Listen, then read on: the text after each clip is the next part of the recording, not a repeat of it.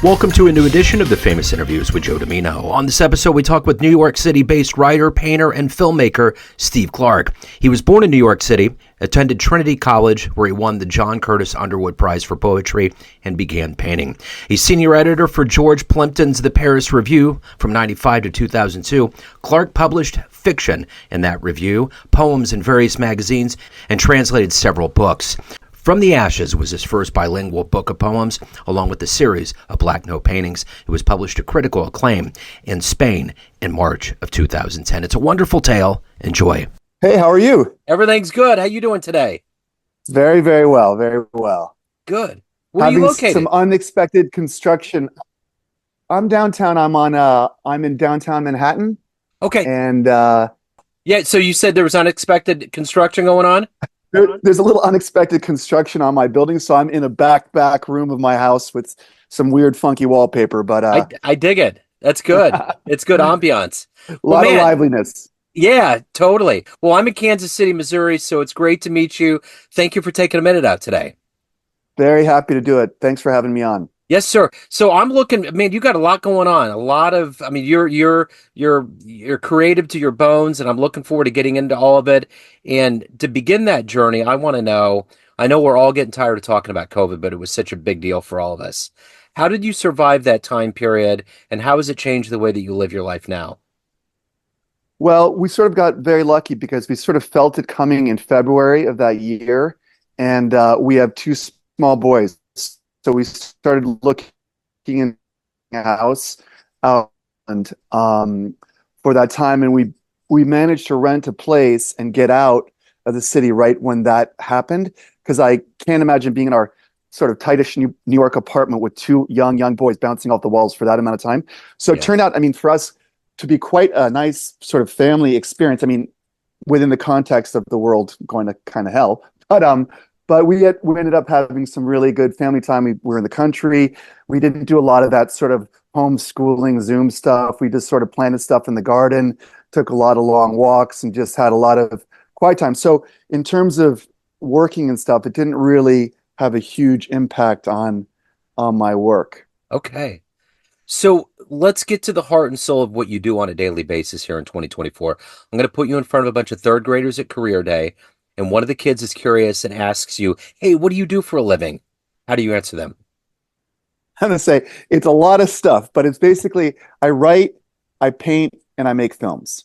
And so those three are sort of my crop rotation creative activities that I do. And it's kind of strange because I work on them all the time, really. And whenever something's going to happen with one of them, it always coincides with something happening with all of them, which is utterly confusing to everybody who's like, wait, why am I going to a book party? Why am I going to a painting show? Wait, you have a movie? Like kinds of work that go into it over long periods of time. And then invariably every 3 or 4 years, just it all happens at the same time. I know the feeling. I definitely know the feeling. I'm a busybody myself, and things sometimes just absolutely collide into one, and it just pulls you in every single direction. So what did you want to be when you were in the third grade? Was your dream always to be a creative? Well, in third grade, I liked to play tennis a lot. I mean, I didn't necessarily want to be a professional tennis player, but I did love playing tennis. And then I grew up in a house where my parents were divorced about age 4, and we moved about 2 blocks away. My mother was always there. They're super different people. One is very business oriented, and my mother's she's a poet, she's a photographer, she's an artist. So I grew up with my mother. And my mother's Spanish and my father's American. So there's a lot of differences there. I always assumed or wanted to believe I could be able to go into the arts. I didn't quite believe it until later on, but I'd walk in my mother's room and she'd be writing poetry. And I had the sort of hesitant inclination in that direction to wonder if I would be able to do that at a later date, which I started to do more seriously when I got to college. So what was the first thing that you dabbled in? What was your first true love, your creative love? I went to college, and I was really interested in being an English lit major. And my freshman year, I went into the English course, and it was completely packed. There were too many people to get into this class. And the teacher just said, if you're a freshman, just get out of here. And so I did get out of there. and I went and designed my own major, which ended up being this interdisciplinary major, which I got to take anthropology, philosophy, religion, music, all kinds of culture courses. But I didn't really take the English courses that I wanted to take until my junior year. I had a friend, very good friend, who I'd known, who happened to go to the same college, but I'd known him since I was about 13, and he was taking a poetry class with a great professor at Trinity named Hugh Ogden. And I remember seeing a poem of his on his desk and walking by and being like, I like that, and I think that I can do that. So I managed to get into this course and with this guy Hugh Ogden, and then I never looked back. I really just absolutely loved it, and I took that that semester my junior year. Then I took the advanced one in the spring, and then I TA'd the class my senior year, and then I did an independent study, and sort of that was where the real wheels started turning and propelling me in that direction, which I always felt was my core. And I always think like the core of anything creative I do, what I always come back to, my little tiny kingdom all for myself, is definitely poetry. What was the first poem where you got a reaction from somebody and you felt like this is what I need to be doing? It made sense to you. Well, I was 19 and I'd fallen in love in Greece, and so when I started that class, it's probably the in a way it's almost the worst thing that can happen to you when you start writing poetry, to actually be in love. And the first day of class, Hugh Ogden walked in and he read a poem by Etheridge Knight. And I don't know if you can swear on your podcast, but Oh yeah. it was, oh, you can? So it was a poem by Etheridge Knight called Feeling Fucked Up. And it's an incredible poem. And it's, it's like, Lord, she's gone, done left me, done packed up and split. And I with no way to make her come back. And everywhere the world is bare, bright, bone white. Crystal sand glistens, dope, dead, dying, driving, drove away. Made her take her laughter, her smiles, and her softness, and her midnight sighs. And then it launches into fuck Coltrane, fuck music, fuck. And it goes through this whole thing. Anyway, I'm not going to recite the whole poem to you. But Sure. It was so beautiful that he said, don't write a love poem unless you can write one as powerful as this. And I didn't listen to him, and I just wrote love poems. And on the first poem that I wrote, he wrote on the back, he said, someday you will write beautiful things. And the intention, these poems were very airy and abstract, but I kept going with it and hopefully worked my way to a different level by the end of that semester. Yeah. So who's been kind of a hero? Who, whether it's literary or creative or otherwise, who's been that hero for you? A person who I really, looked at as someone who I loved and sort of a heroic figure, was George Plimpton, who was the editor of the Paris Review for many years. And I worked at the Paris Review from when I was 25 to 32. So I absolutely loved George. It was a sort of dream job for someone who was interested in the literary world, because you got to meet, which was a curse and a blessing. You get to meet all your heroes, all the people that you read in college, and they're doing Paris Review interviews, and you get to have drinks with them, cocktails with them, and get to know them, and they become sort of real people. But George was always just a hero for me, and he became a very good friend, and we had a lot of good times. So I would have to say he would be the one for me. Let me ask you this. What was the first film as a filmmaker that really moved you, that made you want to do film? The first film that really floored me was 8.5. And when Marcello walks into the graveyard and suddenly starts speaking to his dead father and family, I said, wow, you can do this with a movie, you can do this with film. And that really sent my mind sort of into the direction of wow, the possibilities here are endless. And also just the ability to, you get to combine, you get to put poetry in there, you get to put music in there, you get to put visuals in there, you get to put a film is just a whole new world. And you get to combine all these aspects. And then the other, on the other side of it is you make a film, and a lot of people, even if it's not a very successful film, a lot of people will watch it, as opposed to a slender book of poetry published in Spain, 1,000 copies. You get a few people to read it, but you definitely get a much wider audience with film. Now, it's a completely different animal in terms of, you have so many people involved in film. It's kind of insane. Yeah, for sure. So I want to go back to the Paris Review real quick. Was there somebody that you met that was kind of a hero for you that you finally got to meet and it was a big deal? Not really. Weirdly, the heroes that I met, I mean, I met a lot of just incredible people. I met, James Salter was a good friend of George's. So I got to have dinner with him. I got to have lunch with Billy Collins, the poet, because we were doing an interview with him. There are so many people who went through that office. I mean, not people I necessarily became friends or close with, but it was just sort of an endless parade. I think Lou Reed was there at one point reading poetry in the corner very quietly at one of George's parties. Lauren Bacall at one point strolled through there. So it was a very kind of glamorous, unusual place to work because his interests were so wide, and everybody or many people who had book parties in New York wanted to throw it at George's house because it was sort of the famous literary salon book party place. So there were a lot of people there, but funnily enough, it was right after my senior year in college that I saw there was kind of a brochure for a writers conference in Squaw Valley, California.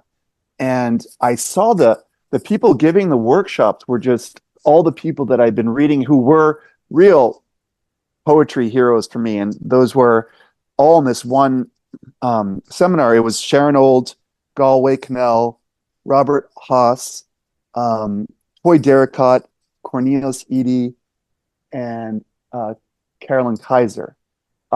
So all these people that I'd been reading, like Galway Cannell, I absolutely loved. I absolutely loved Sharon Old. Robert Haas was just fantastic. And suddenly I was just out of college and I went there and it was just a week long, but everybody had to write a poem each night and read it the next day, which is completely nerve-wracking, especially when you're doing it in front of heroes. And they're also writing a poem the night before and reading too. So you break up into about groups of 10. So those were really kind of heroes, certainly in the literary sense for me, especially Robert Haas, Galway Cannell, and Sharon Olds. So what have you learned about writing poetry after all of these years? Is there anything revelatory about the way that you approach it that's different now than when you were younger? Maybe a more evolved way of looking at it, or just overall an epiphany that you've run into? For me, it's really about losing self-consciousness. Because you're always, at least I was always saying, oh, I want to write poetry, want to write poetry. And I was reading everybody, and invariably, when I look back, at least through my earlier poems, I can tell who I was reading. I was like, oh man, I was reading Octavio Paz back then, or oh, that was when I was really reading Rilke's letters and Sonnets to Orpheus, and you can sort of see them slipping in there. Or another poet I loved was James Wright, and oh, I can see. So I kind of see all. You see them; they filter in when you're starting off. At least they did for me. And then at a certain point, you say, I'm just doing it, and I'm just going for it. And there's less as I get older. I'm 54 now. There's just less time to be self-conscious about stuff like this. So I feel that that's very freeing for me. So talk to me a little bit about what gets you up every day. You're obviously, you got so many creative irons in the fire. You're doing so much, but what is the ultimate urge for you to wake up every day and to give this world a version of the way that you create through these very distinct mediums? For me, it's sort of necessary. It feels like a kind of oxygen. I mean, I wake up at around 5:30, and my kids have to get going about 7:30 to school. So that kind of quiet time where I sneak around, making sure not to wake everybody up. And it's kind of funny because I have a coffee machine that made a lot of sound. So I knew that to get my work done, it would depend on not waking anybody up. So Hmm. but I did have to have that coffee. I don't know if you do, but I certainly Yeah. do. And so I would turn on the coffee machine and grab two pillows from the couch and sort of in this pre-dawn bluish light be hugging the machine. So it would be quiet enough that I could get away with making coffee without getting anyone up. And I always imagine if someone walked in, this would look so weird. This man hugging a coffee machine. But I do it, and then it's really, my favorite. It's really my favorite creative part of the day because you're sort of in this quiet, dark cocoon, and you have your coffee, and it feels like that's what you're supposed to be doing, and that's what it's all about. And it's always sort of fresh, and stuff happens that you don't know that's going to happen. It's always kind of a surprise. And after that, I feel like when my kids wake up, I feel like I've completely replenished myself for the day, and I feel that if I don't get anything else done during the day, that's fine because I've gotten what matters most for me during the day done. Of all of these things that you do, how do they all come together? How do you keep them separate, or how do they blend together? How does one enhance the other? How does this trinity of creativity of these different mediums that you work in professionally, how do they all come together in a synergistic way to create what you do as a creative? That's a very good question because I usually I work at one thing until it's it's sort of for a film example. When you do that, that's kind of like almost a year and a half, 2 years of just dealing with a lot of people, a lot of input, a lot of collaboration, and that's really fun. After that, I need a break. I need to go into that quiet zone, which is where you don't ask anybody of anything and you do it all on your own. And that is really, for me, that's the most core part about that. I think that's where everything does emanate from is when I can just go write a poem and it's just me and my notepad, the computer, whatever it is. And I feel that that is a completely replenishing activity. And then the painting is sort of a step into a more social world in the sense that um, I need I need I need a canvas, I need pastels, I need a space. People come by and they'll look at stuff and they'll comment. So it's kind of like in a weird way, it's sort of coming out of a cave into like a bright spotlight and then going back into a cave and creating. So they kind of are a push and pull for me. And I guess I come from different enough parents that there's a lot going on between these sort of different aspects of my personality where I kind of need both. Um, so I think that that's how they relate. Now, in terms of how they come together, they don't really, a visual sense obviously has to come into film, and a poetic sense can or may not come in, but they do come together stylistically or representationally in film. But there's no real crossover between the poetry and the paintings, though sometimes I do use words in the paintings. The one thing about living through this pandemic is that it was kind of the Bob Dylan moment for people. And, because I think from our generation, I'm 52, we're kind of in the same ilk where there was a lot of times where there was just not these massive, momentous things that were happening. I mean, we had the shuttle explosion, there was 9/11, there was assassination attempts with Reagan, there was some things that were happening, but the pandemic was a different level along with all the political things that were happening. So my question is this. Was that a fertile ground for you to create? Was there a level of you that felt like you needed to get what was happening around you into your creative pursuits? How did that work for you?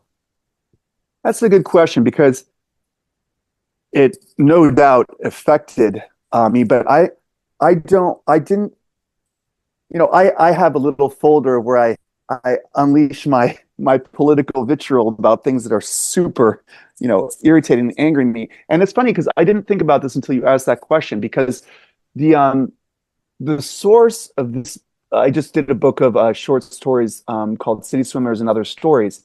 And funny enough, I'm just realizing how it did have a big effect. Is sort of, I wrote the first story of the book, which ended up being the last story in the collection because of intense political anger, frustration, and just, thinking stuff was really shit. And I wrote it and it just got all that garbage out of me. And I meet with a really good friend over the past 30 years every couple weeks, and we go over our writing. We usually read it to each other. And I read her this, and I didn't really write a lot of stories. And she just said it was about 45 pages. And she said, I think that line should go. And I said, oh my God, you're right. And I was sort of putting myself, I was getting in the way of the story with my own beliefs and all this, this is how I feel, this is how I feel. And as soon as I took myself out of the way of the story, and I took out a lot of that political, overtly political stuff, because it's still in that story, then suddenly this story came to life. And I took out, 25 pages out of a 45-page story. And suddenly, when I met with her the last time, we said, oh, wow, there's a story here. And so that was a really telling lesson for me, because I realized when I put myself into the story too much, I kind of kill it. And when I just let it go, it somehow, for me, comes alive. So that is the weirdest way I can explain to you how, all the chaos of the current times has affected me and my work. So, of everything that you've done and created and evolved into in your life, what are you the proudest of? I'm proud of my poetry book, um, which is called From the Ashes. It's a bilingual book of poems published in Spain in 2010, so a while ago. And I'm proud of this book of short stories that's just out now, and my paintings. Now, the film stuff, there's one film out of the three that I've done, Night is Settled, that I prefer to the other ones. So, but I don't feel that I I'm not I sort of, those are harder for me to be completely proud of, but I'm hoping to get there at some point. So, everyone out there has a perception of you, family, friends, all of your fans, everyone that knows you, but you run the show. So, Steve, what's your perception of you? Who do you think you are? I'm someone who who underneath a sort of easygoing exterior is someone who really needs their creative process to be okay. To if if I'm not creating, I'm not uh living up to my potential. So I'm someone who just needs that, like, oxygen. Although on the surface, some might think, oh, he's just easygoing, and you know, he's okay. But I don't think I'm okay unless I'm really doing this work and fulfilling what I think is what I was meant to be doing. So, if you had a dream tonight, you ran into a much younger version of you, maybe in the beginning when you were bespeckled by poetry before it turned into all of these other creative avenues for you, and you could give that young version of you a piece of advice based on this life you've led, the wisdom you've gained, what advice would you impart on that young version of you?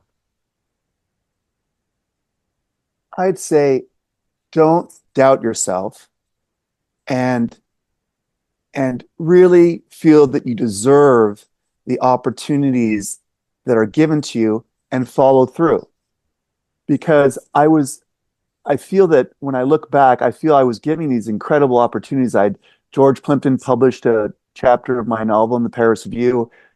He sent a novel that I had written to Richard Seaver with this beautiful letter. And Richard Seaver said, oh, I agree with you about this book, but I'll only sell 2,000 copies. And I just went, okay, whatever. So I think that I let sort of my ego of not allowing myself to want and ask for more, to sort of stifle my potential. So I would tell him, get over yourself. It's okay to ask for help, and get going. So, what's the art gallery that has brought you the most comfort, or the one that you wanted to see that just totally blew you away? Show or art gallery? Probably either or. I mean, just a venue that you've gone to that really moved you. I'll tell you, it was about 10 years ago, and it was the Venice Biennale, and there was a palace. I'm going to forget the name, but it was part of the Biennale, which was all over Venice, and they had a Tapies exhibit there, and it's just the kind of art or painting that I really love. When it's all put together, you just feel, I remember walking through there and having chills and goosebumps because you feel that you've entered this sort of humanly sacred place. And it just has this dense air to it, and it feels transformative. It feels healing. It's visually stimulating and beautiful. And for me, that was one of the most incredible shows, because there are shows that you can see intellectually and you can say, oh, wow, this is great. But there are other things that feel really healing or transformative fundamentally for me. And that was a show that I'll never forget. So, if you could get into a time machine and go back in time and see one event in human history with your own eyes, where would you go? What would you love to see? You know, the first book that really caught my imagination was, I think, in fifth or sixth grade. A teacher, I think his name was Mr. Ryan, he read us the Odyssey. And whenever I have been to Greece, I feel that that is somehow, and I'm not Greek at all, I have Spanish, half American, but I feel that that is just the home of whatever is inside me, call it a soul, whatever, but I feel really deeply at home there. So I think that I would go back to any time where Homer was alive and kicking around and just be there. I think that would be my time. Right on. So, Steve, if anyone wants to indulge in all of your creativity, reach out, learn more, where's the best place to go? They can just my books are available on Amazon or Barnes and Noble. They can go to my website at steveclark.com. It's pretty easy, and I guess that would be the place. Right on. Steve, man, this has been very illuminating. Thank you so much for opening up your world, and best of luck with everything. Thank you so much for having me, and I wish you all the best. Thanks for tuning in to another famous interview with Joe Dimino, where we cover the world of art, literature, business, spirituality, music, and more from around the globe. Our esteemed theme music was composed and produced by the great E.E. Pointer of Kansas City's River Cow Orchestra. If you want to hear more interviews, visit the Famous Interviews with Joe Dimino channel on YouTube. You can also find us on Spotify and Apple Podcasts. Thanks again for listening, and until next time.